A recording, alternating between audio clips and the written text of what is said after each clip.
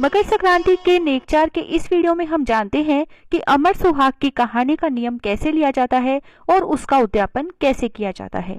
अमर सुहाग की कहानी का नियम एक संक्रांति से अगली संक्रांति तक लिया जाता है, लेकिन यदि आपके लिए रोजाना इतने दिन कहानी सुन पाना संभव नहीं है तो आप हर महीने की संक्रांति का नियम ले सकते हैं या फिर सवा महीना या 7 दिन का नियम भी ले सकते हैं, लेकिन कोशिश करें कि जो प्रण आप पहले दिन ले रहे हैं उसे पूरा करें।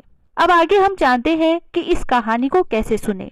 इस कहानी को सुनने के लिए एक पाटे पर थोड़े गेहूं और एक लोटा जल रखें, गणेश जी को विराजमान करें, गुड़ या बताशे रखें और फिर गणेश जी को तिलक करके मीठे का भोग लगाकर पाटे पर 14 बिंदी लगाएं और हाथ में 14 गेहूं के दाने लेकर अमर सुहाग की कहानी सुने, साथ में बिंदाई जी की कहानी सुने।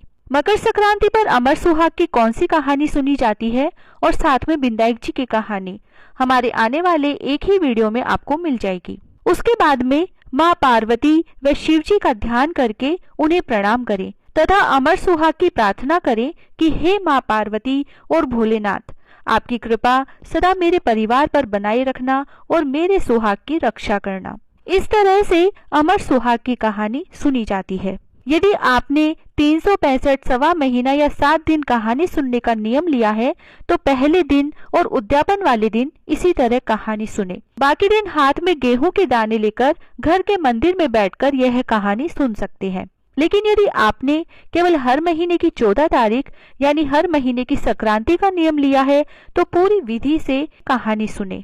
अमर सुहाग की कहानी का उद्यापन कैसे करें?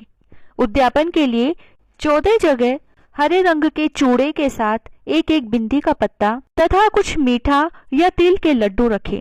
एक सासू माँ का बेस, सुहाग सामग्री और ससुर जी के कपड़े रखें और सभी पर रुपए रखें। फिर उद्यापन वाले दिन पूरी विधि से कहानी सुनते समय यह सारा सामान रखकर कहानी सुने। फिर इनमें से पहला चूड़ा माँ पार्वती को चढ़ाएं और एक चूड़ा सासू माँ के बेस पर रखकर पैर छूकर उन्हें दे दें।